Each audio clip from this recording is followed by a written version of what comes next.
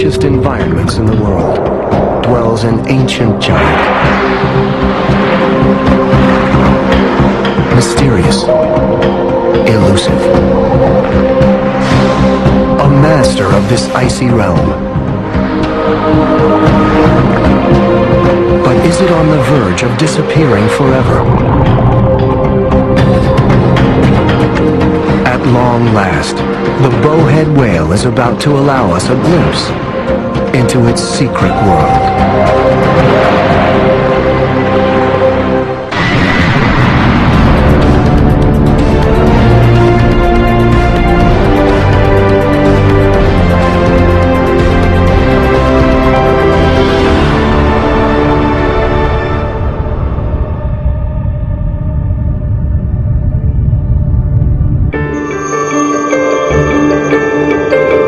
Beneath the Arctic's layers, the Bowhead whale dwells in a universe where few humans would dare go.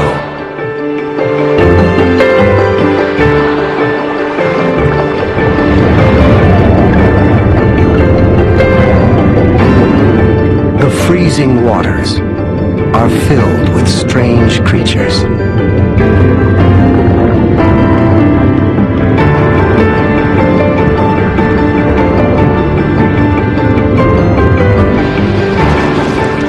But the granddaddy of them all is the Bowhead whale.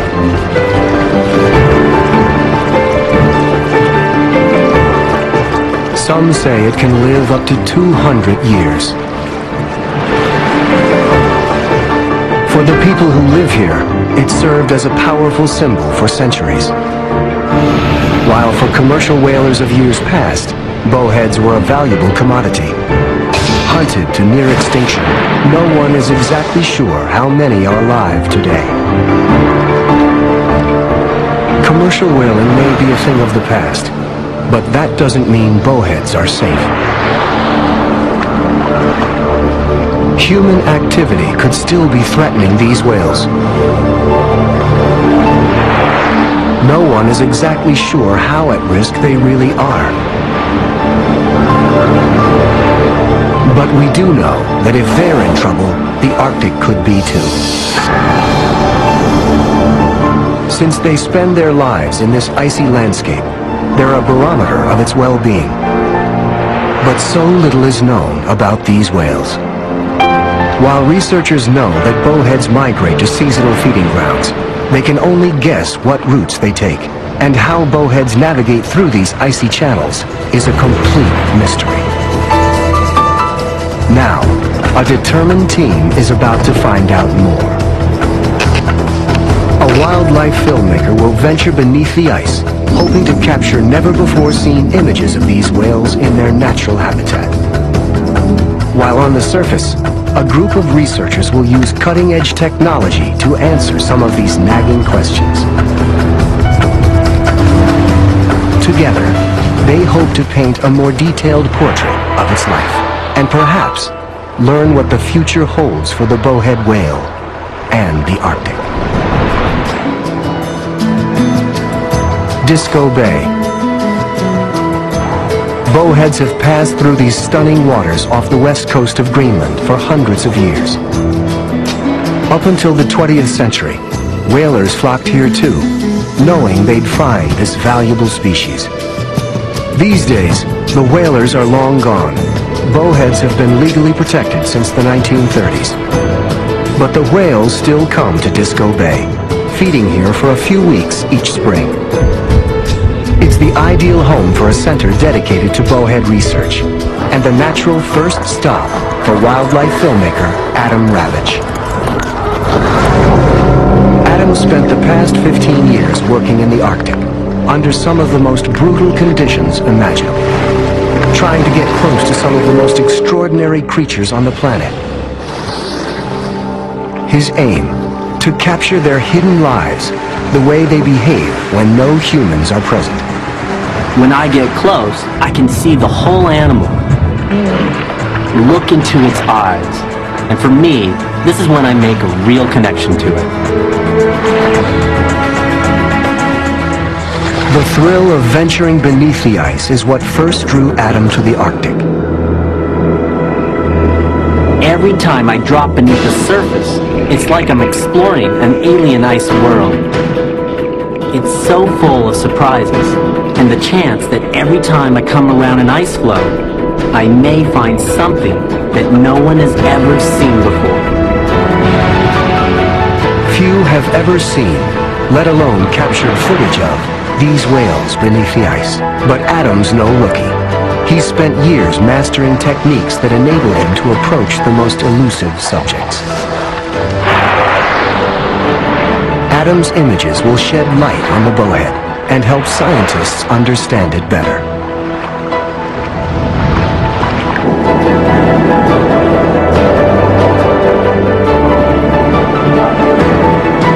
In the past decade and a half, Adam's caught only fleeting glimpses of these whales. But on this trip, he's determined to spend time with them, up close.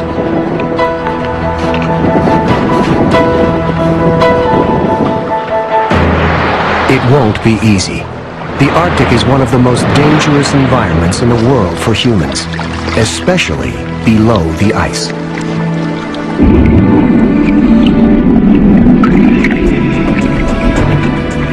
For one thing, the water is freezing cold. Even in an insulated suit, Adam can only stay down for about an hour. Without it, he'd be dead in moments. On the surface, shifting chunks of ice could carry him out to sea, or crush him. But his first challenge will be to simply find these whales. Not a simple task. Over the years, commercial whaling has decimated bowhead populations. In the eastern Arctic, there may be only a few hundred left.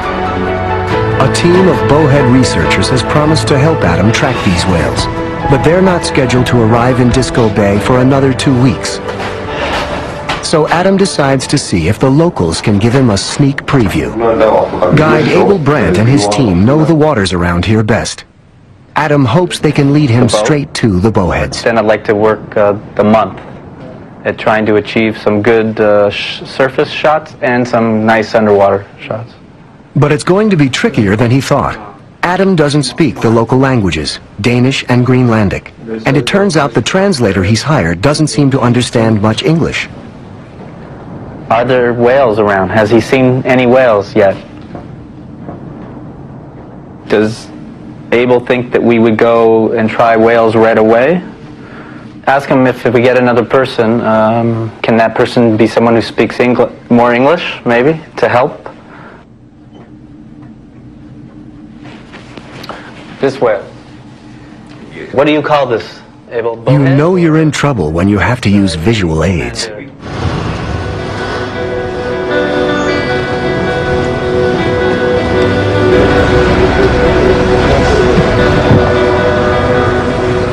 When they finally make it out onto the water, Adam tries everything to make himself understood. Dictionary. Yes, dictionary. Can I look?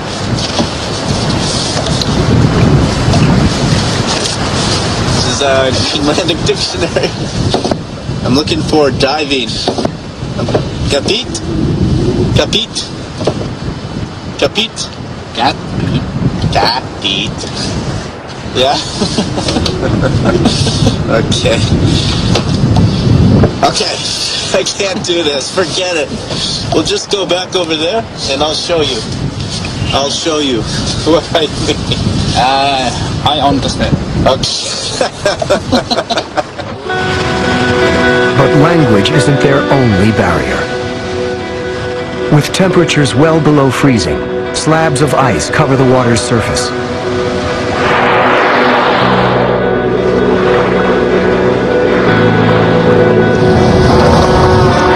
For 2 long weeks, ice clogs the area, and it's slow going.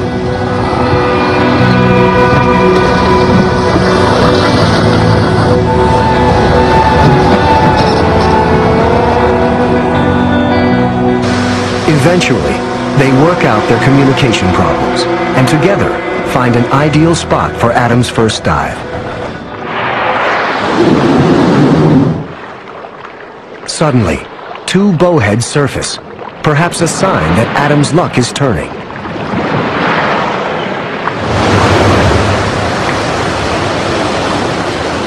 seeing bowheads in the open for the first time, I'm just amazed at how graceful they are.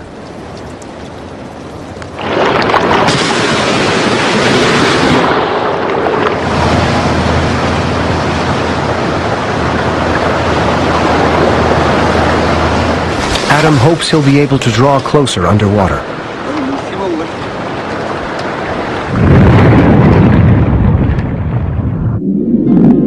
The ocean is rich with tiny crustaceans called copepods, minuscule meals for this mammoth beast.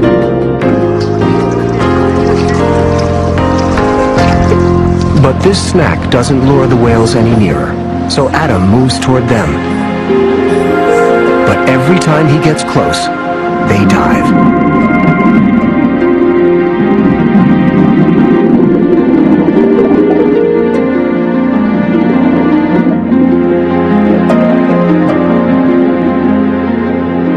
Vanish into the distance.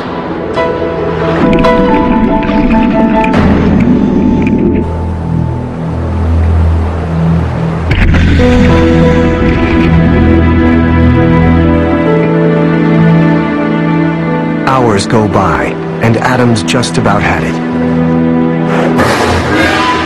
Then, suddenly, he spots something in the distance.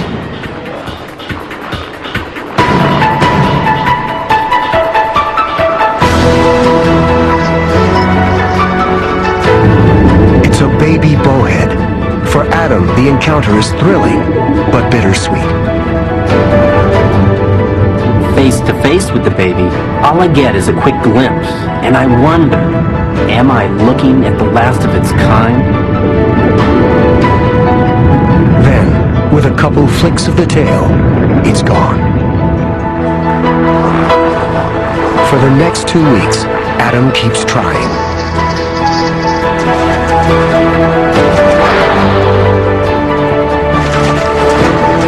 But in the end, he never gets more than a tantalizing glimpse. A less experienced person might lose hope, but Adam long ago learned that in the Arctic, you have to be patient. It was 15 years ago, and Adam, a newcomer here, was faced with a dilemma. He knew he could capture footage of walruses behaving naturally, if he kept his distance.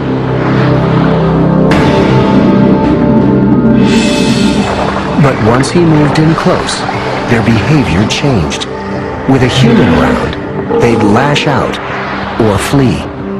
He was beginning to think he'd never be able to film the animal's genuine behavior up close. Then Adam met Inuit hunter, Simeone Kaunuk. Simeone taught him that to become an accepted part of the walrus's surroundings, he needed to take his time. Gradually, Adam learned to move in slowly, and the walruses responded. They relaxed and allowed him to approach.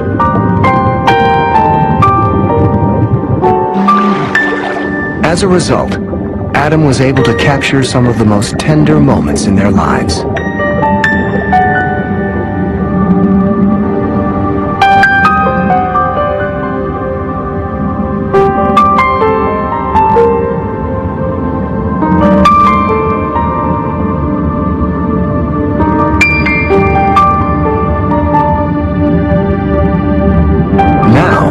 Just has to figure out how to get this close to bowheads.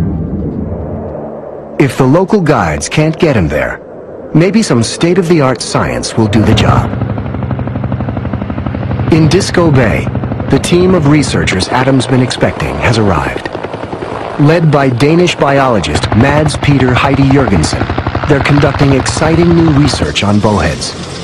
And while they're here, they've agreed to help Adam find these whales as well. Mads Peter is a researcher with Greenland's Institute of Natural Resources. That time is 2:27. He wants to know where these whales go and when, so it'll be easier to keep track of how many there are. Despite years of research, Mads Peter has yet to get a full picture of where these whales go. tracking them under the ice is a formidable challenge. They've been using satellite tags to monitor the whales' movements, but there's a problem. The tags keep getting knocked off.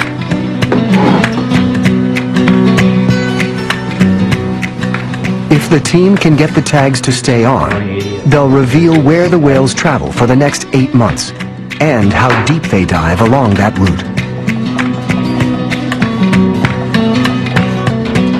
Mehdi Bakhtiari's work will offer a different perspective on these whales.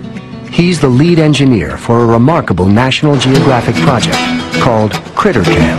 For over a decade, this remote camera system has helped researchers gain incredible new insights into the lives of marine animals.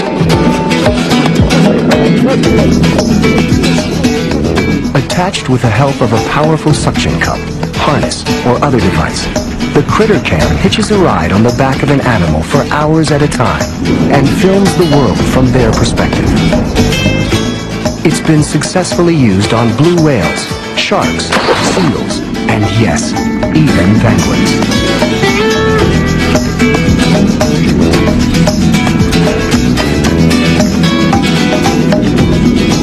But never on a bowhead. If Mehdi can attach the CritterCam to even one of these whales, he'll score the equivalent of a 6-hour ride on its back, catch a glimpse of its hidden life, and may even find out why those tags keep disappearing. But I'll be out on board. It's going to be harder than they thought. Even though it's May, the harbor is clogged with sheets of ice. But the team can't afford to wait for the ice to clear. The Bowhead will depart for new waters in just a couple weeks.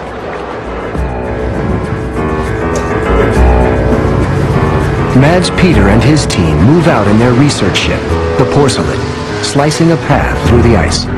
Adam's right behind, along with a convoy of local fishermen happy to take advantage of the new opening. Rush hour traffic in Greenland.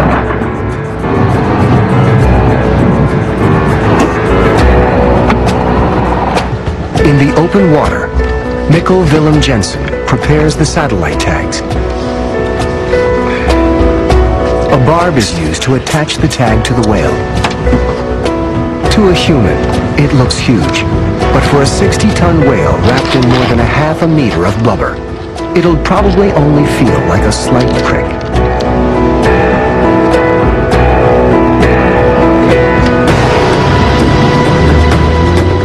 The seas are rough, but there's no time to wait for perfect conditions.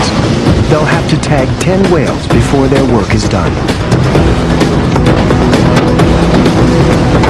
Going 50 kilometers per hour over high waves, Mikkel takes a beating in the bow. At last, he spots a bowhead. But how do you follow a whale swimming underwater, especially in rough seas?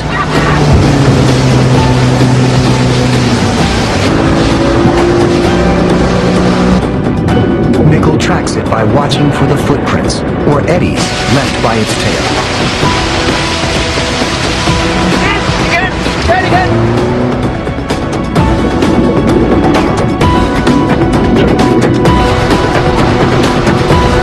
The pole is cumbersome and hard to aim. Mikkel's got to wait for just the right moment.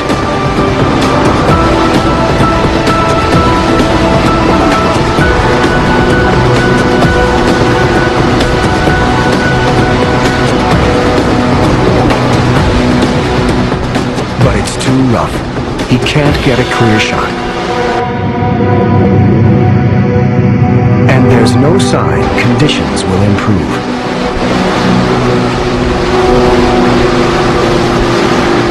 So I say that we hit home and call it a day, a very short day. Okay. They can only hope they'll have better luck in the morning. While bowheads are scarce today in the waters off Greenland, they may have once numbered over 12,000. They were called right whales, since whalers thought they were the right ones to hunt, for a number of reasons. Because they're slow swimmers, bowheads were easy marks. The fact that their bodies floated after being killed also made them prime targets for hunters. They were highly valuable as well. Bowhead blubber produced large quantities of oil, as much as 6,000 gallons per whale. Other parts of the whale were used in everything from corsets to umbrellas. But by the middle of the 20th century, commercial whalers had almost hunted bowheads into extinction. In the eastern Arctic, only a few escaped.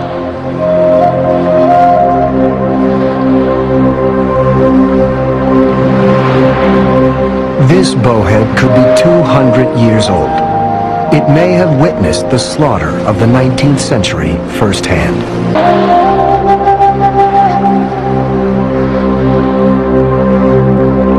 Perhaps that's why they're so wary of man.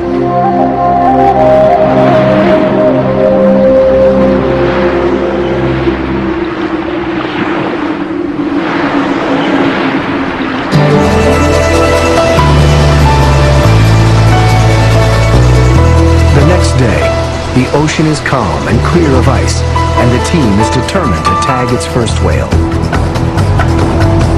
Adam studies their technique and films the action.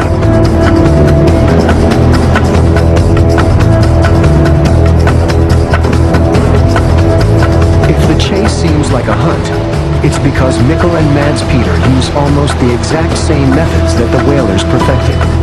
Shadowing a whale by boat until they're close enough to use the tools of their trade.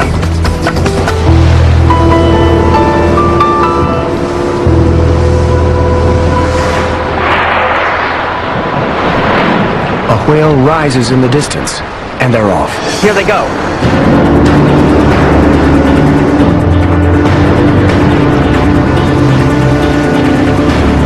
Okay, we got it. Go, go, we go, we go, we go.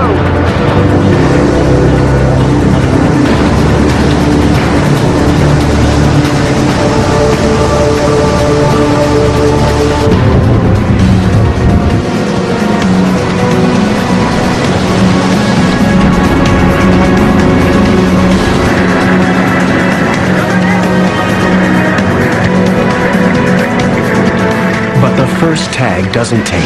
Closer, Suey, closer. Time and time again, they come close and just miss. But the team doesn't give up.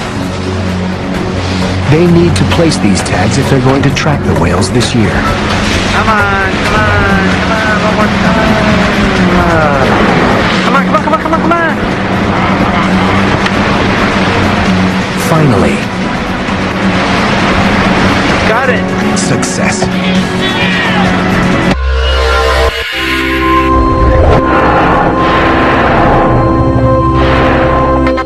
Filem Tanda Putera mula ditayangkan di Pawagam 29 Ogos ini. Kenyataan hina yang di Pertuan Agong, beberapa pihak lagi tampil buat laporan polis. Paparan penuh dalam Berita Nasional 8 malam ini.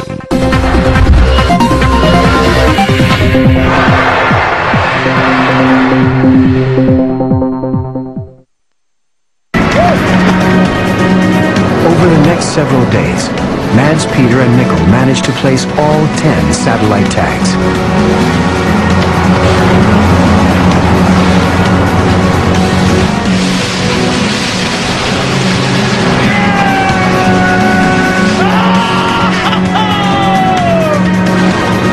And just in time, the bowheads they've tagged show signs that they're ready to move on. The team suspects the whales are headed northwest to Canada's Lancaster Sound. Adam wants to get there first to film the bowhead's arrival. Mads Peter's group remains behind to track the whales with data sent back by the satellite tags.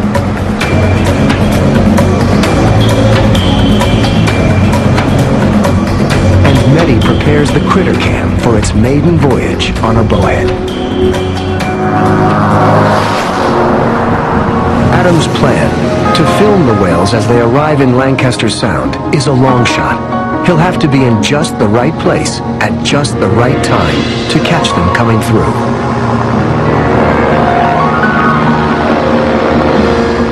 Modern science may give him a general idea of where to look for these whales, but if he's going to find them, Adam will need a little extra help from a people who know the bowhead well, the Inuit. 4 years ago, Adam was able to experience the bowhead just like the Inuit, who look to the whale for sustenance and a sense of cultural identity. Adam's teacher, Simeone, had passed away, but his widow never forgot her husband's friend. She invited Adam to participate in the celebration of a traditional Inuit bowhead hunt.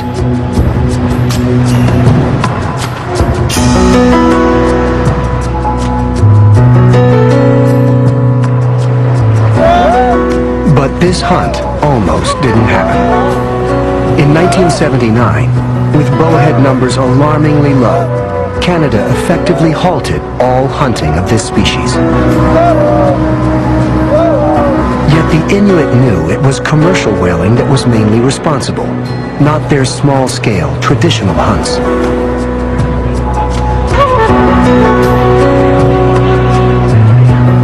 In the early 90s, the Inuit convinced the Canadian government to change the law, and within years, the hunts were back on.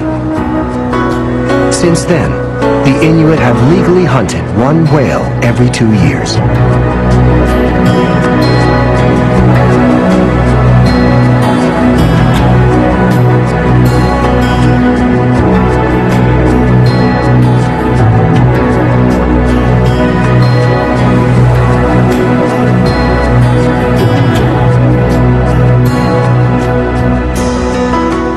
Today, as in centuries past, the ritual brings all generations together.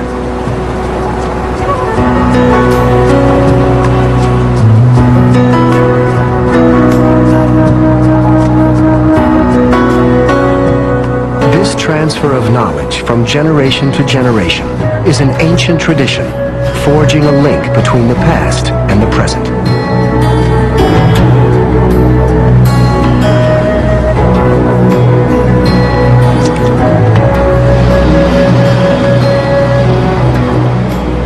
Pieces of the flesh and blubber are sent to Inuit communities throughout Canada, and thousands take part in the feast.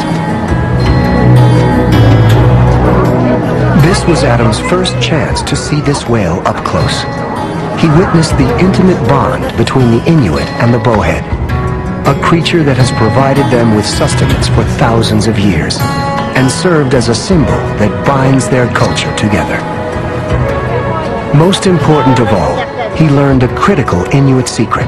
To find bowheads, they said, he should look for beluga whales, since the two are often spotted together.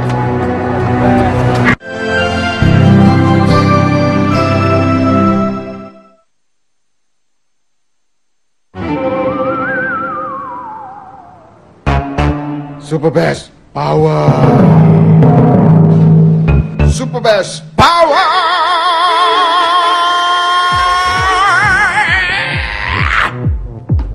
Super Bass Power! Super Bass Power! Super Bass Power! Super Bass Power! Layari superbasspower.com.ny.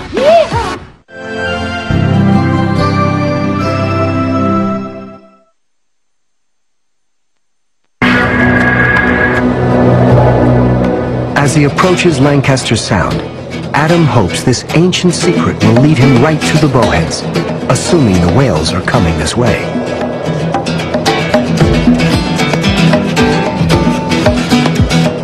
If the whales show up, Mads Peter and his team will have gathered some of the first scientific evidence that bowheads journey in just 10 days, 1,600 kilometers from Greenland to Canada.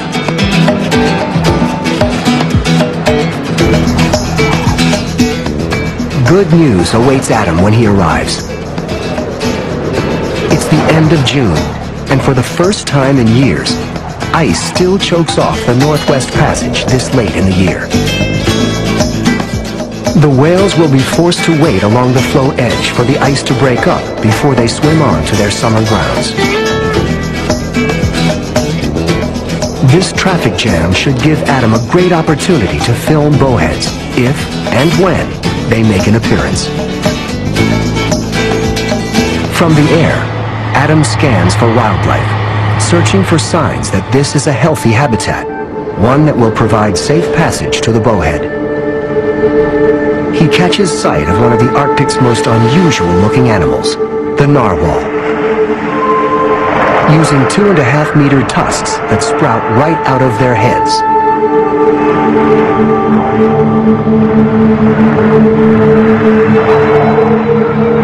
Males joust in what looks like a dance for dominance.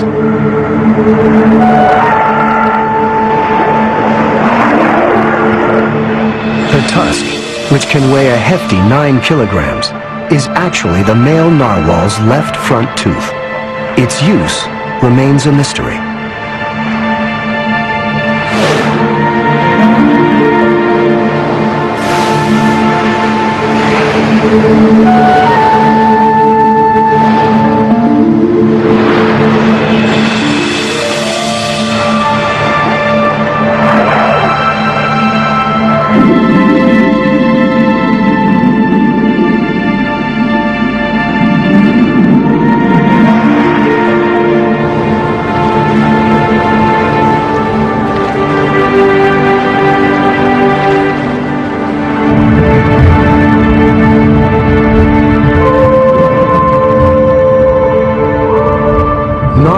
Dive deeper than any other whale in the region, searching for Arctic cod.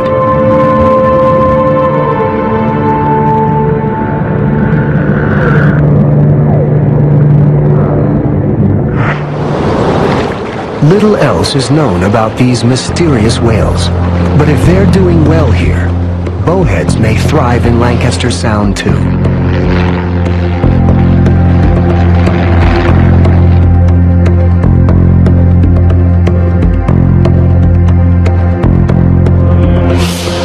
Pilot spots a patch of ice where it's safe to land.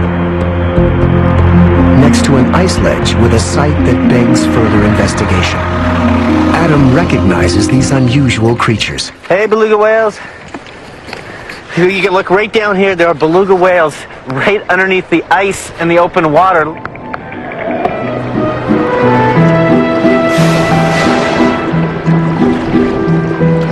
As he slips into the sea, the white whales surround him.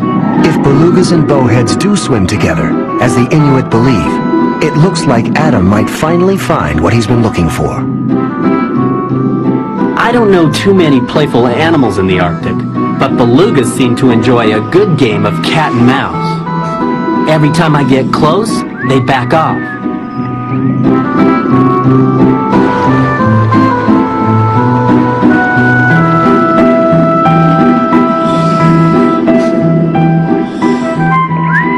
And then when I swim away, they shadow me.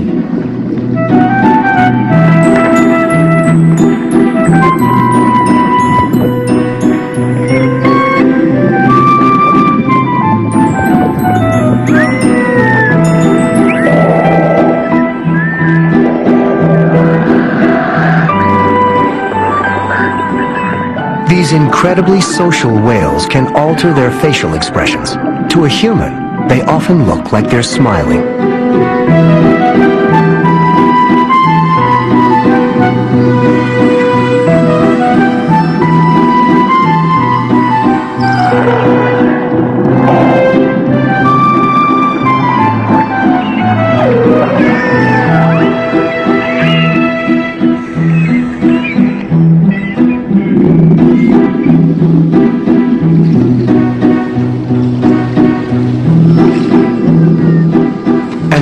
Of noises they can make is legendary. Belugas are often called the canaries of the sea. They have one of the most sophisticated languages of any whale, with at least 11 different types of clicks, whistles, and other sounds.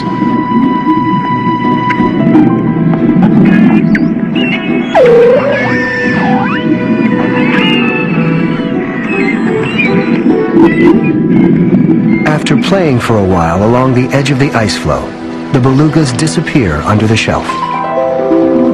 just as a group of birds called thick-billed murres make an appearance. These birds are built for a life at sea, spending months at a time on the open water. But there's not much for a murre to eat on the ocean's surface, so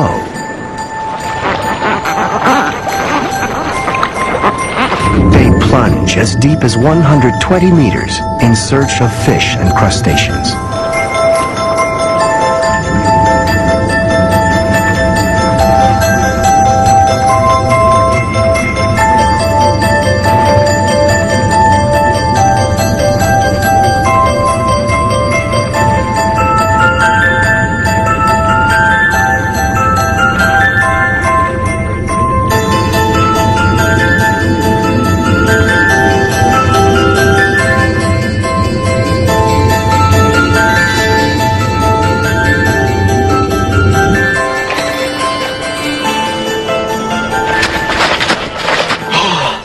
After an hour and a half in water that's -2 degrees Celsius, Adam hasn't spotted any bowheads.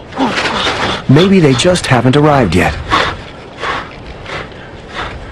Adam doesn't have time to find out, because the weather is changing, and his pilot is anxious to get them off the ice. They'll have to wait until morning for another dive.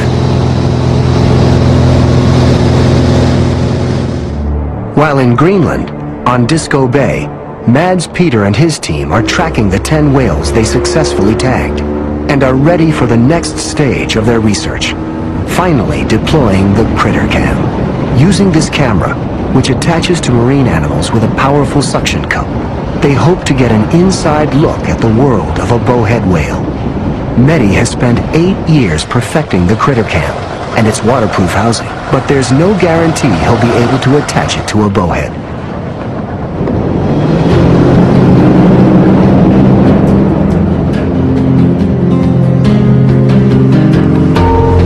Take long before the team spots a whale.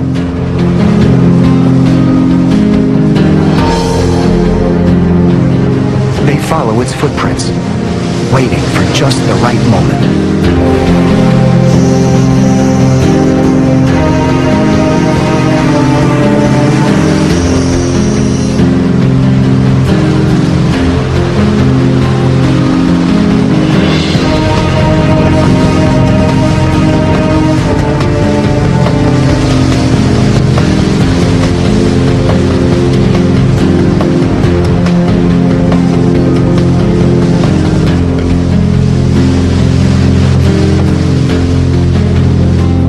Finally, after a grueling chase, Mehdi presses the Critter Cam to the whale, and it sticks.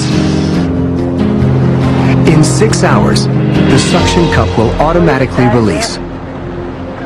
The team hopes they'll get a glimpse into the secret life of a bowhead whale.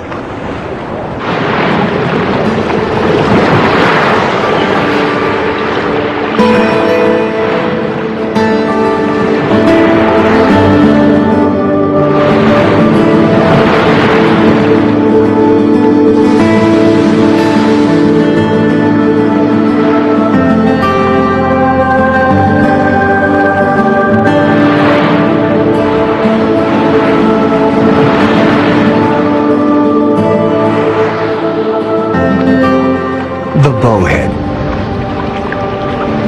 A creature that has survived by making itself scarce.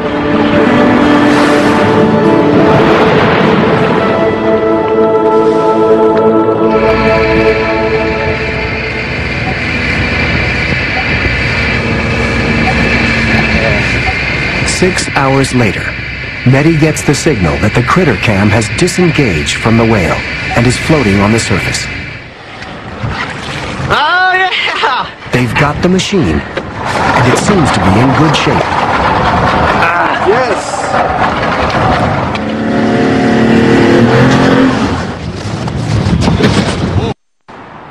Back at the research station, everyone's anxious to see what the Critter Cam will reveal.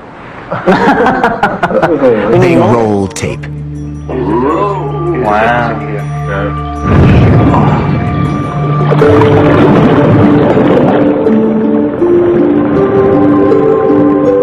This is the first time any human has seen the world from a bowhead's point of view.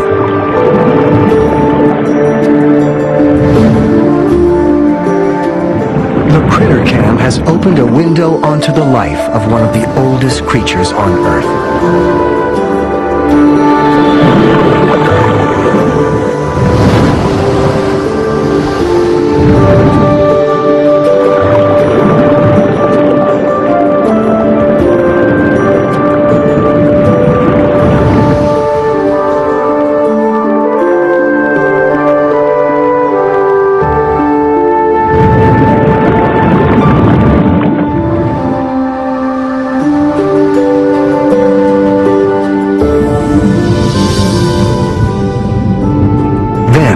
Something comes into frame. It's another bowhead. Suddenly, the team is eye to eye with the mysterious creature they've been chasing.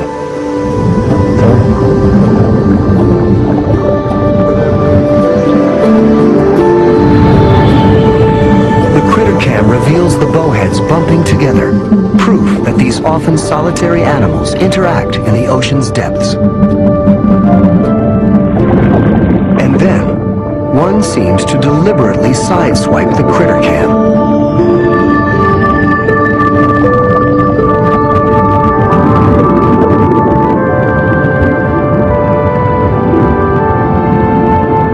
This may suggest why some of Mads Peter's earlier tags came loose prematurely. The whales might be inadvertently knocking the satellite tags off one another.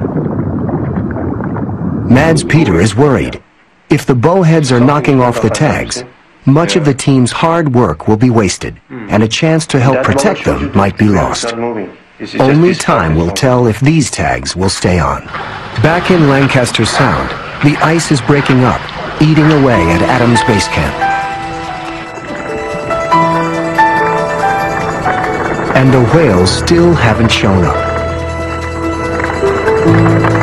Adam doesn't want to leave before the bowheads arrive, but if he's not careful, the ice could crumble beneath him, and he could get swept away. But the shifting ice also creates an unexpected opportunity. Near camp, the tides have opened up a crack in the ice, and Adam can't resist another dive. While a howling wind wreaks havoc on the surface, a serene world awaits Adam below.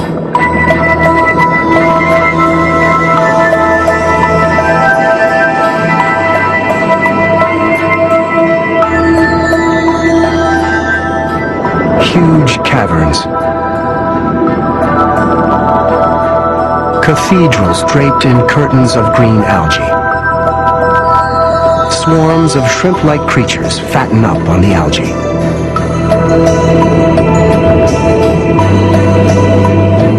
The whales can go for weeks without eating, but then need to gorge and can gobble up almost half a ton of these animals a day.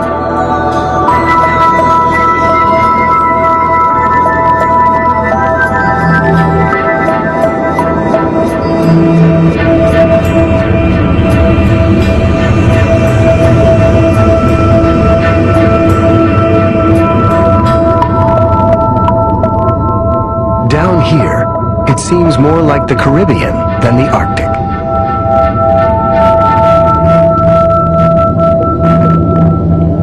Some of the species look more liquid than solid.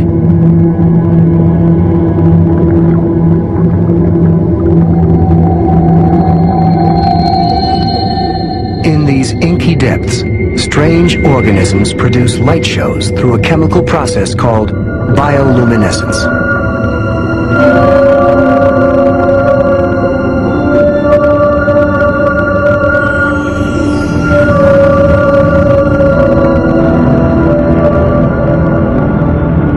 Here, too, is the largest of all Arctic fish, the Greenland shark.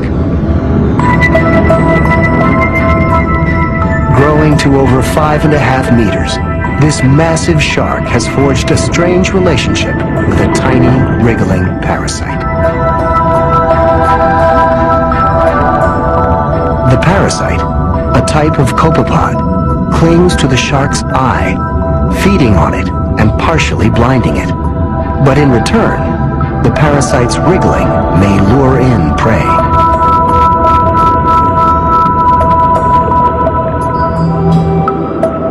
The abundance of life is a positive sign for this part of the Arctic, and a hopeful indication that bowheads would flourish here too. Still, none appear. And if the whales don't show up soon, Adam will be forced to give up. On the surface, the ice is getting dangerously weak. Adam will have to break camp. Got crammed. Where should I sit? Got the wings? Got it? Time is running out.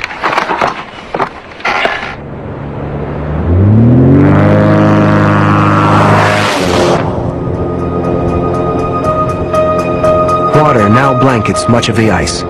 It could disintegrate at any time. This could be Adam's last chance.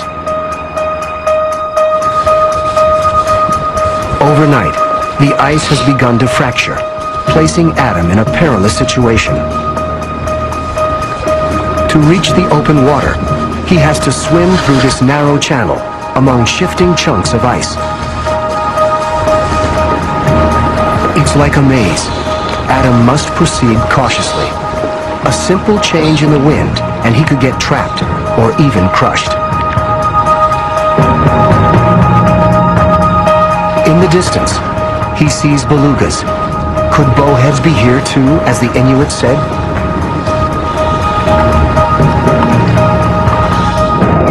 As he gets closer, the belugas seem to multiply.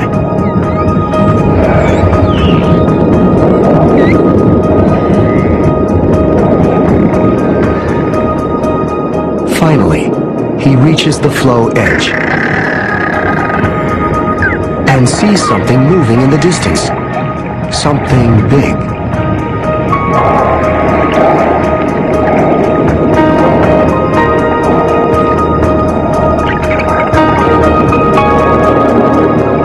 As he gets closer, he realizes it's what he's been hoping for all along, a bowhead whale.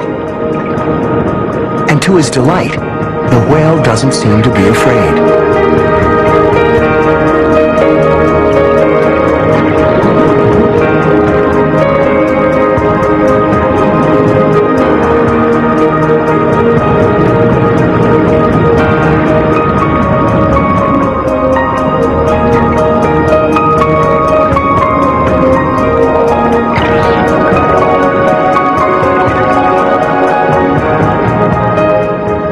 All around the bowhead are belugas.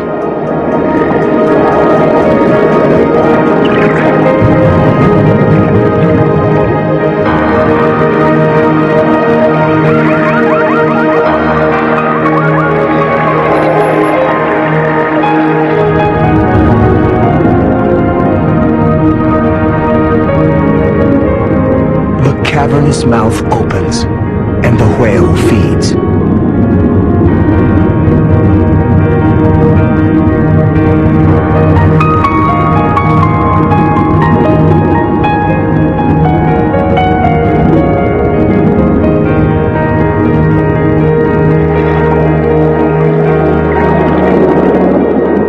The bowhead dives under the ice, and the belugas follow.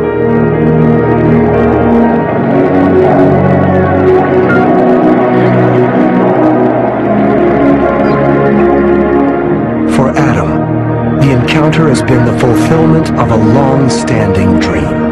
An intimate view of a bowhead whale, made possible by a combination of modern technology and age-old Inuit knowledge. From here, the bowheads will continue their travels, but where are they going? Thanks to the satellite tags, the team will finally have an answer. Over the next several months, the tags remain on the whales and continue signaling their position. After their start in Greenland and passage through Lancaster Sound, some of the whales will continue all the way down to Hudson Strait, a nearly 4,800-kilometer journey that will take them 6 months. Now that more is known about their migration routes, researchers will be better able to study and protect this species. Despite the pressures on the Arctic, these bowheads seem to be thriving, and new surveys are even more encouraging. Worldwide, there are more bowheads than we once thought. They seem to be making a slow, steady comeback, and there could be over 10,000 alive today. The same whales that withstood the slaughter of the 19th century could be witnessing the revival of their own kind.